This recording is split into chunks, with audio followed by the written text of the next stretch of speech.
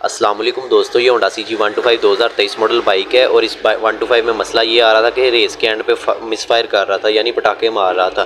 तो आप देख सकते हैं मैंने इसकी यूरो किट जो खोली है, इसके अंदर से ये आप देख सकते हैं ये डैमेज हुआ है इस साइड से।